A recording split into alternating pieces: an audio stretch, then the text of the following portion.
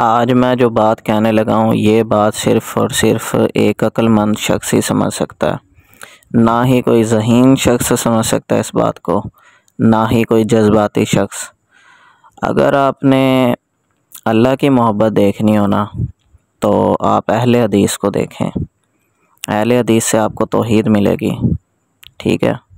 और अगर आपने रसूलुल्लाह की मोहब्बत देखनी हो तो वो आपको बरेलवियों में नज़र आएगी। अगर आपने सहाबा की मोहब्बत देखनी हो तो वो आपको देवबंदियों में नज़र आएगी। और अगर आपने अहले बैत की मोहब्बत देखनी हो तो वो आपको शिया में नज़र आएगी। देखें, मैं आपको एक इसका प्रूफ भी दूंगा। अगर अहले हदीस ना हो तो शिरक से भर दें ये लोग। बाकी जो फ़िरका परस्त लोग हैं ये शिरक में भी अक्सर चले जाते हैं। कुछ बुज़ुर्गों से मांगना, कुछ रसूलुल्लाह से, कुछ नबियों से, जो भी है।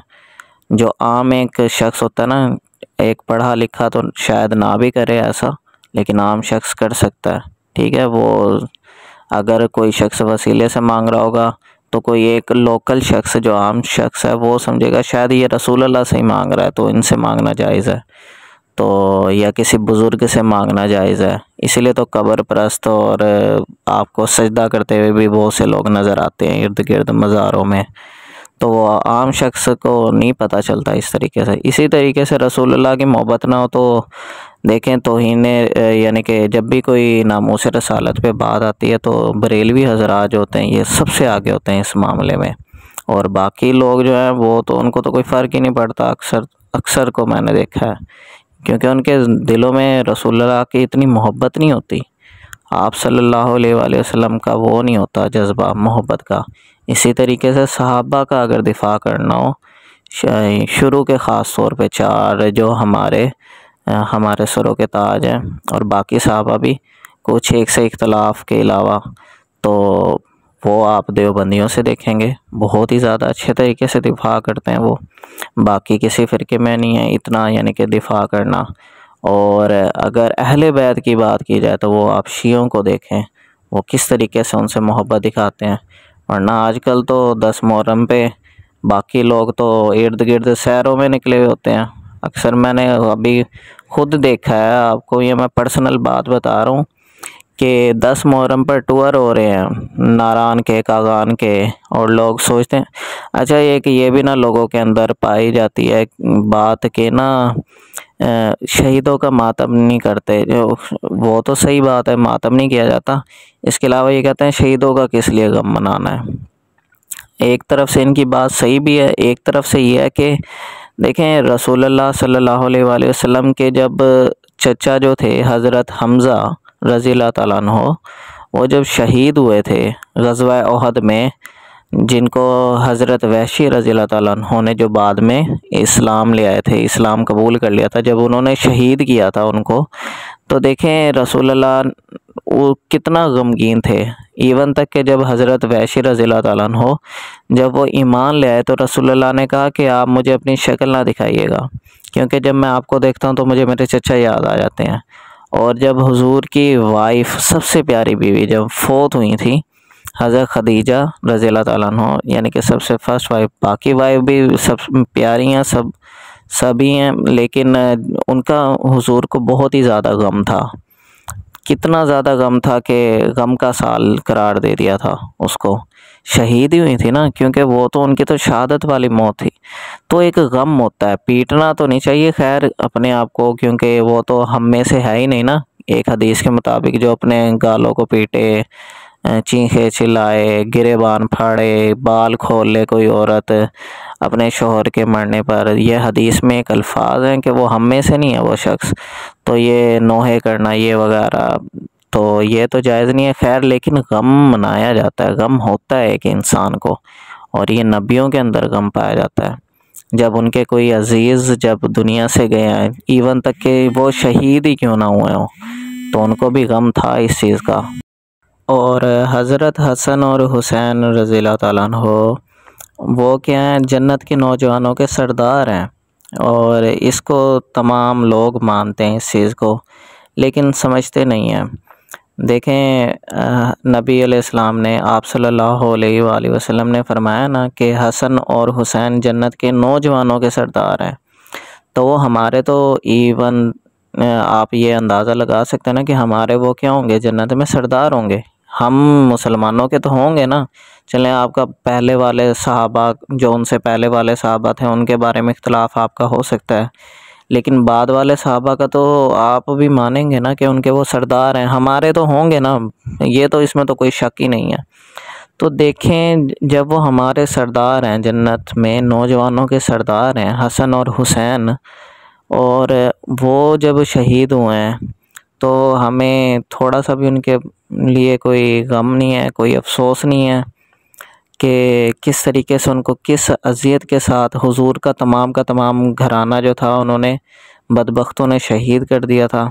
और कुछ भी उन्होंने परवाह नहीं की कि क्या वो कर रहे हैं वो लोग, और किस बेदर्दी से तमाम का तमाम घराना हुजूर का, वो भी नबी सल्लल्लाहु अलैहि वसल्लम का घराना जो था वो तमाम का तमाम शहीद कर दिया, कुछ लोगों के अलावा। तो देखें ये कितना बड़ा जुल्म था, कितना बड़ा सानिया था। तो मैंने अपने एक दोस्त से इवन तक के पूछा है, मैंने उसे कहा है कि मैंने ना एक वैसे ना उसको समझाने के लिए बात के तौर पर ना मैंने कहा कि आपको ये हदीस पता है ना कि हसन और हुसैन रज़ियल्लाहु ताला अन्हो जन्नत के नौजवानों के सरदार हैं। तो मुझे तो ये था कि उसे पता होगा इस हदीस के बारे में। तो वो बड़ा समझदार भी था, 26 साल उसकी उम्र है। तो जब मैंने उससे पूछा तो उसको नहीं पता था इस हदीस के बारे में।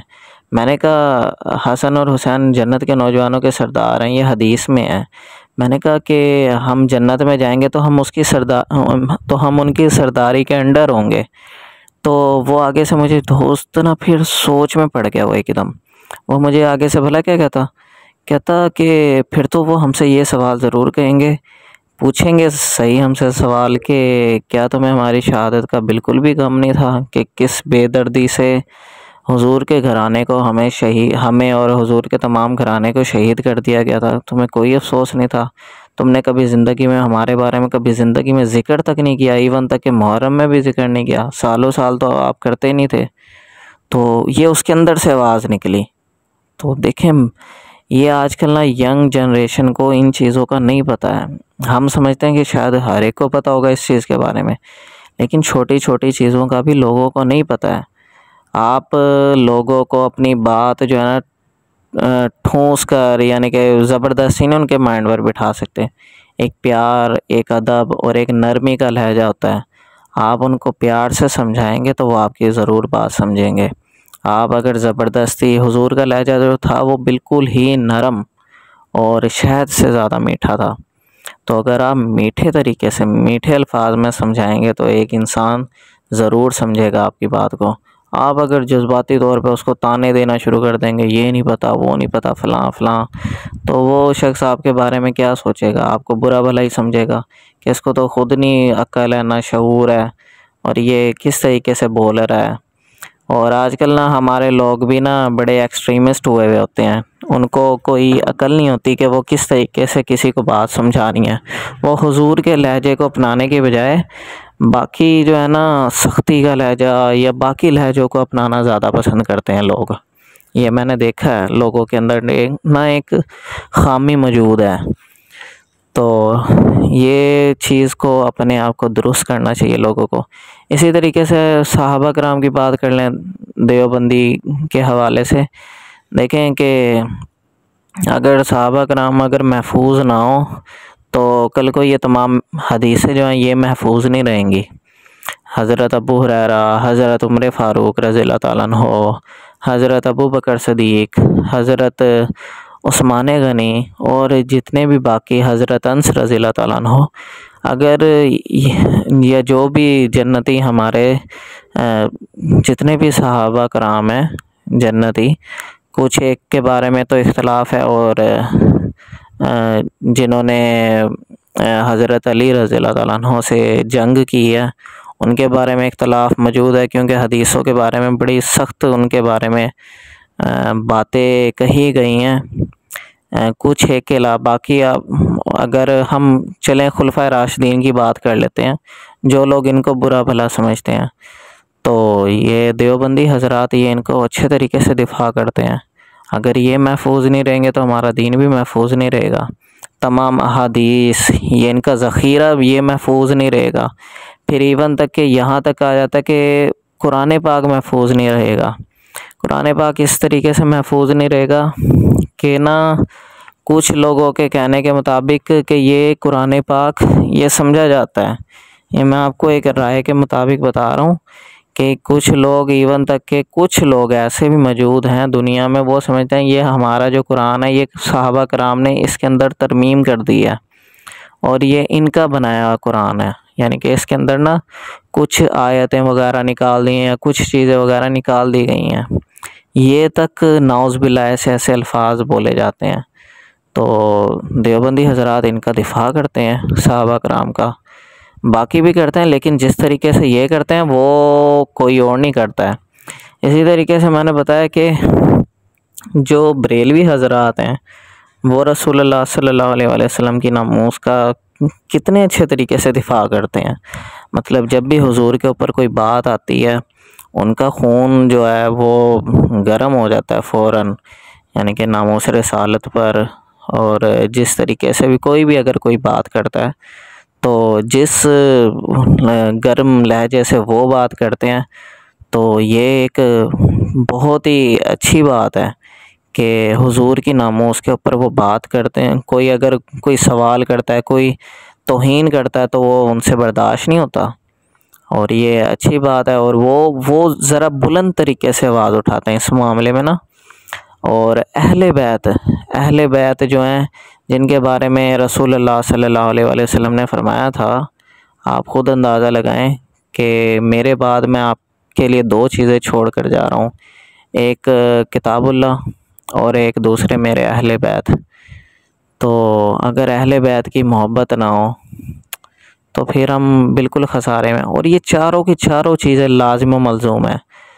और अगर अहले हदीस ना हो तो मैं कह रहा हूँ कि जिस तरीके से ये जो कुफ़र और ये शिरक की रसूमात फैल रही हैं, और ये बुज़ुर्गों से मांगना ये वगैरह, वसीलों से मांगना, और बाकी जो भी हैं किसी नबी से मांगना, किसी फ़रिश्ते से मांगना, या किसी क्या कहते हैं सहाबी से मांगना, हज़रत अली से मांगना, रसूलुल्लाह से मांगना, ठीक है, या बुज़ुर्गों से, पीरों से, फ़कीरों से, जो भी हैं लोग। ये मैं आपको एक सिंपल एक आयत बता देता हूँ, इय्याका नअबुदु व इय्याका नस्तईन। ऐ अल्लाह हम तेरी ही इबादत करते हैं और करते रहेंगे, और तुझी से मदद मांगते हैं और मांगते रहेंगे। मैं ये नहीं कहता हूँ कि वसीले से मांगना जायज़ है या नाजायज़ है। मेरी बात को जो अक्लमंद बंदा होगा ना वो समझे ज़रा इस बात को गौर से। सिर्फ़ एक अक्लमंद शख्स ही मेरी बात को ये समझ सकता है। देखें, वसीले से मांगना ठीक है या नहीं है ये मुझे नहीं पता, ठीक है। कुछ हदीसों में लोग मेरे सामने हदीसें रखेंगे, दलाइल रखेंगे, ये ठीक है, ये नहीं है, आपका पॉइंट ऑफ व्यू गलत है, ठीक है। देखें, मैं आपको एक सिंपल एक बात बताता हूँ। अगर वसीले से मांगना गलत निकला, ठीक है, अगर वसीले से मांगना गलत निकला, जो कि बहुत सी एक अक्सरियत जमात कहती है कि वसीले से मांगा ना करें, जिस तरह अहले हदीस भी कहते हैं, और इसी तरीके से देवबंदियों का भी यह मौक़िफ़ है कि वसीले से या लोगों के बुज़ुर्गों के उसके ज़रिए से ना मांगो। अगर इनका मौक़िफ़ ठीक निकला तो देखें, अल्लाह ताला ने कुरान पाक में एक बात ये बार बार बताई है कि मैं शिरक की कोई माफ़ी नहीं दूँगा। शिरक की कोई माफ़ी नहीं है, उसके लिए हमेशा की जहन्नुम है, ठीक है। अगर कोई वैसे मुसलमान जिसका अकीदा थोड़ा कमज़ोर है, गुनाहगार है, वो कभी ना कभी जहन्नुम से निकाल लिया जाएगा और जन्नत में डाल दिया जाएगा, ठीक है। आखिरी जो जहन्नुम से निकलेगा शख्स वो जन्नत में तो जाएगा ना, कम से कम अपने गुनाहों का तमाम सज़ा काटेगा और उसके बाद जन्नत उसको मिल जाएगी। लेकिन शिरक की तो कोई माफ़ी नहीं ना है। अगर इसी तरीके से वसीला जो है वो वसीले के ज़रिए मांगना अगर गलत निकला ना, तो इंसान जो है इसके लिए इससे बड़ी और कोई तबाही नहीं होगी।